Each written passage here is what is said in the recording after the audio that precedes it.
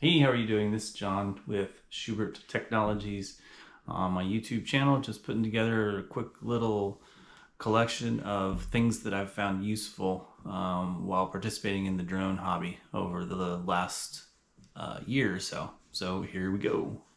So some of these are going to be specific to building your own FPV, freestyle quad, things like that. And others will be just generic to flying a drone. So the first thing is soldering irons. So if you're going to create your own and you're going to be soldering wires and stuff, this really won't cut it. Like for example, the power cord, which is much thicker, this just doesn't get the heat into it. So if you could get a variable, so high and low swappable tip soldering iron, and really for not much more you can get it with helpers. Like in retrospect, I just recently saw that there's actually a model that has two more, and I sort of wish that I had gotten that one. I probably should have done some more research, but I didn't. So there's that. And then of course, if you're doing a million screws, something like this comes in really handy. So this has 51 tips, and it's an automated screwdriver, forward, backwards, and then it's got a light, so if you need visibility. So for example, the FPV has a lot of T8 hex, so I think that's on the back side here. So some of these hex shaped, you'll need it. I've been using this guy just because, you know, when I first assemble stuff, I kind of like to have my touch on it. So I make sure I'm not stripping anything. On the flip side, making sure everything's torqued down the amount I want and not much more. So this comes in really super handy if you're going to be doing a lot of screws. You know, at least you can get them started. This was kind of cool because it came with a magnetizer, demagnetizer, so the screws stick to the bits. Everything fits to a case. Oops, put it in backwards. And so that's coming really, really handy as far as putting together different things.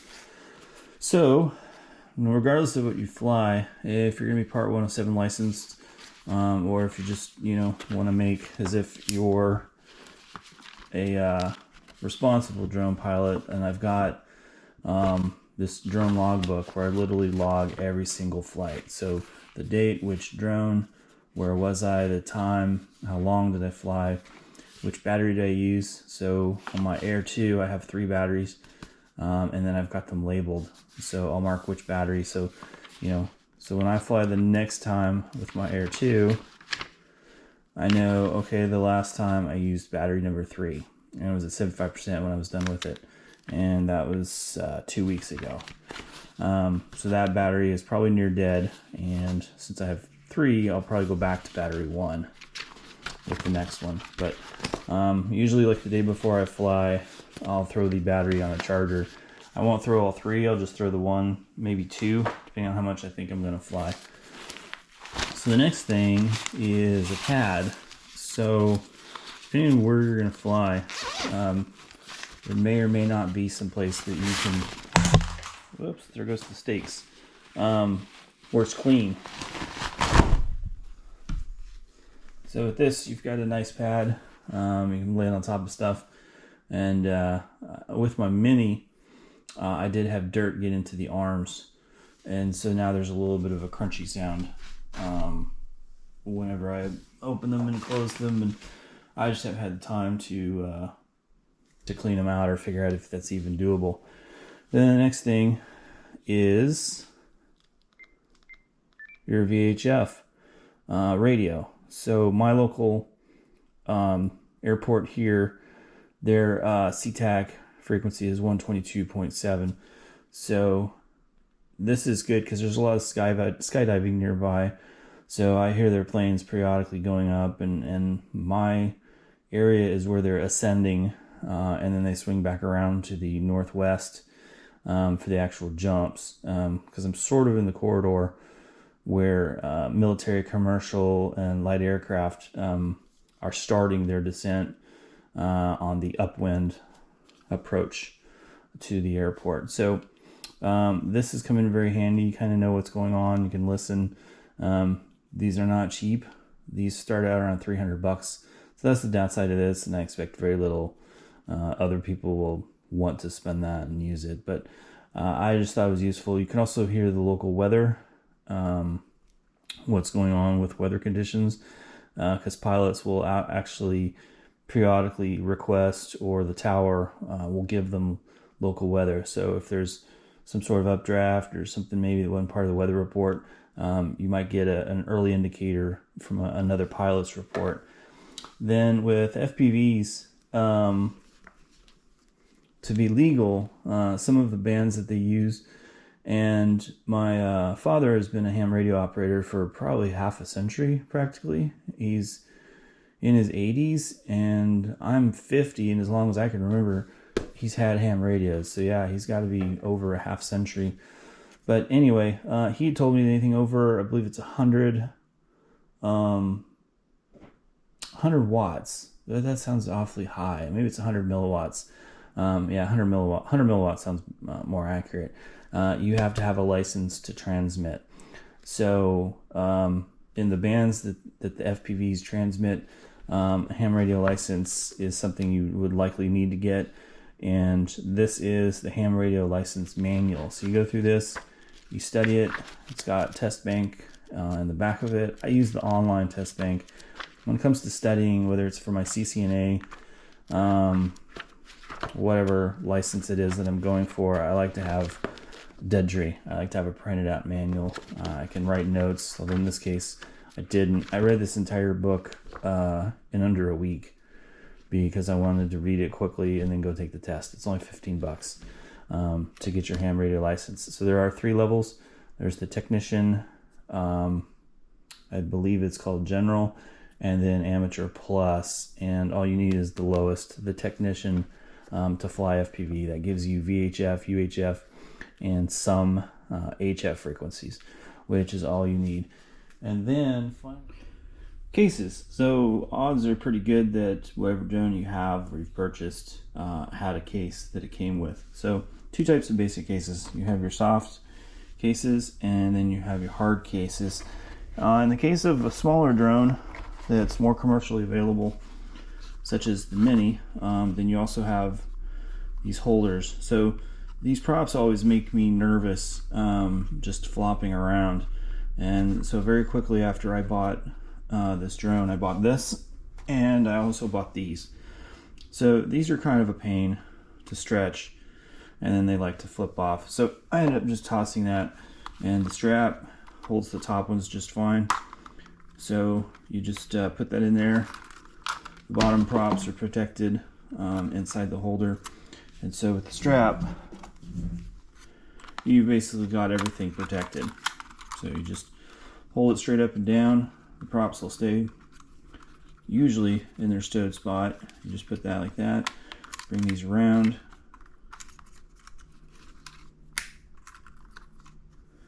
And then at that point, you just pop that in, and you're good to go. Label maker. So I always put labels on my drones. So it's got my phone number, my email I found. On my larger drone, on my Mavic, I also put a little reminder, is the gimbal off? Because there's countless times where I turn it on and, you know, the power button's on the top right there, and right next to the button is a sticker saying gimbal. So I know, oh, okay, check to make sure the gimbal's on. And then finally, I guess the last thing I'll mention is the hard cases. So the Pelican cases are real well known for being durable. So you can get different cases for different models, or you could just go to Harbor Freight, buy a generic one, and then cut the foam out to fit what you want. Shades for your phone. So if you're in a high temperature situation, or even just direct sun, sometimes we'll do it. If you have an iPhone, which odds are if you have a DJI, then you do. Odds are you have one anyway. So if you've ever had your screen just go low or black in the middle of a flight, it can be very, very, what's the word for it? Stressful. So shortly after that happened to me 2 or 3 different times, then I got this shade. And so your phone would go there. This hood just velcros and attaches to the antenna section. And then when you're done, you can just fold it up, throw it in your bag or wherever. So this is a cool, handy seat.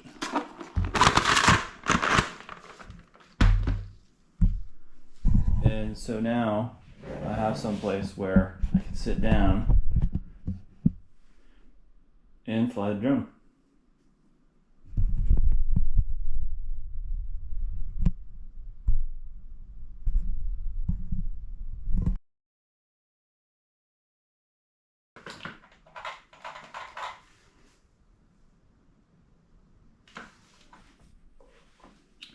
And I wanted to show this in person, but or on video, but I seem to have misplaced it. I know it's probably not something you'll ever want. It's kind of cheesy, but they have anemometers, and so if you're not sure what the local wind conditions are, it has a gauge on it, and it can show you the wind speed. It has temperature. I most recently used mine whenever the air conditioning went out. And so I actually sat below the AC duct, and I could measure the airflow, as well as that little hole is the temperature gauge. They're not very expensive. They're about $30.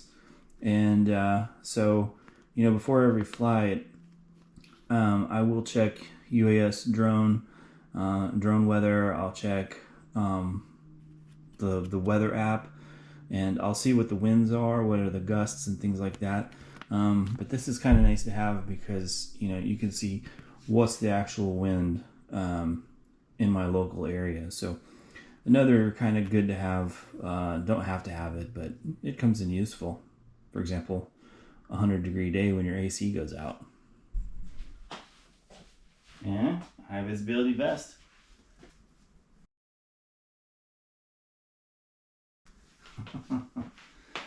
So wear this and a hard hat, and people be like, I don't want to mess with that guy. I know what he's doing. He got the official. Of course, there's the flight suit. But I'm just kidding. This is from my old glory days. But if you wear this, what's that? That's winning. That's got tiger blood written all over it. Do not disturb. Well, that's it. This is some of the different things that I've used as I've gotten involved with the drone hobby. These are tools. Obviously, you don't need any or all of them, but one, some, or all of them will be useful at some point in time. So with that, thanks for watching.